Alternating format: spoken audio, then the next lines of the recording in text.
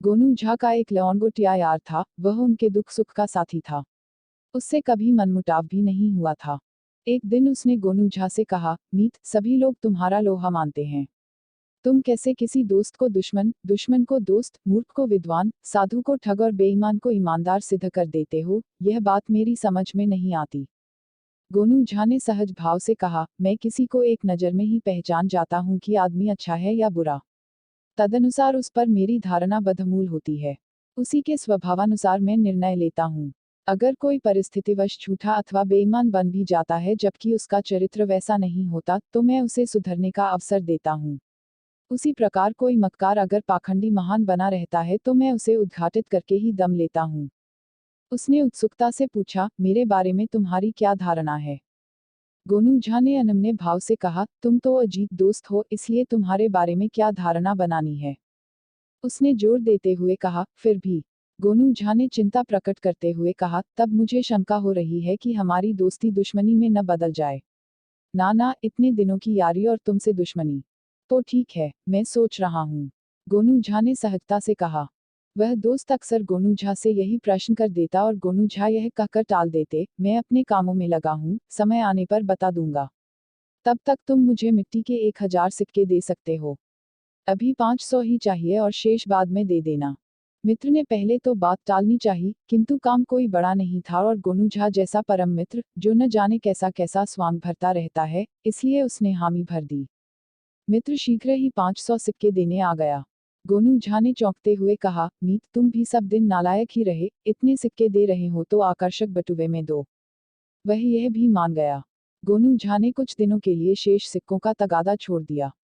फिर किसी के समक्ष दोस्त को देख कह उठते, याद है ना, 500 सिक्के बाकी हैं। मित्र कभी हंसकर तो कभी खींचते हुए कह देता, हाँ हाँ, रोज रोज क्या तगादा करते हो, कभी दे दूंगा ना। एक दिन गोनू झा ने पंचायत बुलाई।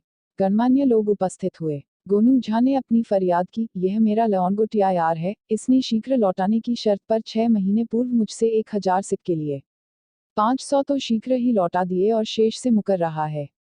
अभी तक चैन से बैठे मित्र ने अपने ऊपर लगे गंभीर आरोप से चौंकते हुए कहा, मीत, यह क्या बक रहे हो? यह भी कोई पंचायत में कहने की बात है? तुम्हारा सिर तो नहीं फिर गया है? गोनू झा ने झुंझलाते हुए कहा, तो मैं क्या करूं? और कोई रास्ता ही नहीं बचा है, मैं प्रतिदिन तगादा करते करते ऊब चुका हूं।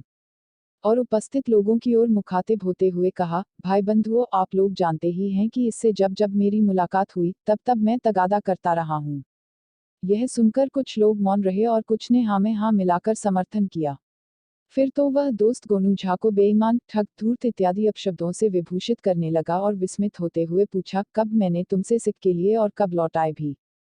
गोनू झा ने अपने थैली से वही आकर्षक बटुआ निकाला, उसी में दोस्त ने मिट्टी के सिक्के दिए थे। उन्होंने पंचों को वह बटुआ दिखाते हुए कहा, पंच परमेश्वर, इसी से पूछिए कि यह बटुआ किसका है। उसने बेहिचक कहा, है तो मेरा ही, पर इसमें मैंने मिट्टी के सिक्के दिए थे। गोनू झा ने उपहासात्मक मुद्रा में कहा, लीजिए, मेरी मति मारी गई है या बच्चा हूं कि मिट्टी के सिक्कों से खेल करूं।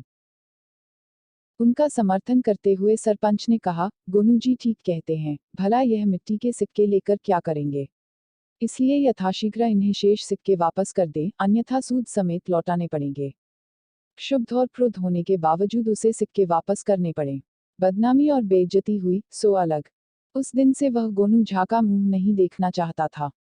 इतना ही नहीं, उनका नाम सुनकर भी भड़क उठता था। दोस्त की किराने की दुकान थी। कुछ दिनों बाद दुकान के अहाते में गणमान्य लोगों को पहुंचते देख उसे उत्सुकता हुई कि माजरा क्या है। यह पता चलने पर कि सभी को गोनू झा ने बुलाया है, दोस्त का माथा ठनका कि मक्कार को फिर क्या खुराफात सूझी। पर वह गांव के मात पर व्यक्तियों को भगाए तो भगाए कैसे? गोनू झा भी उपस्थित हुए। उन्हें देखते ही वह दोस्त दुकान छोड़ बाहर जाने लगा। गोनू झा ने अपने पुराने लंगोटिया यार को बाहर निकलते देख चौंकते हुए कहा, पहले उसे बुलाए तभी कुछ मुनासिब होगा। पंचों के बुलावे पर अंततः वह आया। गोनू झा ने मिट्टी और असली सिक्कों के दोनों बटुए निकालकर बीच में रखते हुए कहा, पंच परमेश्वर, मेरे इस अजीज दोस्त को यह जानने की दिली ख्वाहिश थी कि सच को झूठ और झूठ को सच कैसे परिवर्तित कर देता हूँ। मैंने इसे आगाह भी किया था, लेकिन इसने जिद पकड़ ली, इसलिए असत्य का सहारा लेकर दोस्ती को दुश्मनी में बदलना पड़ा। ये सिक्के मैं चुपचाप भी वापस कर सकता था, किंतु सभी के सामने यह जलील हुआ था, इसलिए आप लोगों के समक्ष ही लौटाना उचित समझा। और फिर मित्र की पीठ पर एक धौल जमाते हुए कहा, अब तो मुझे समझने में देर न लगेगी। दोनों खुशी के आंसू पोंछते हुए गले मिल गए।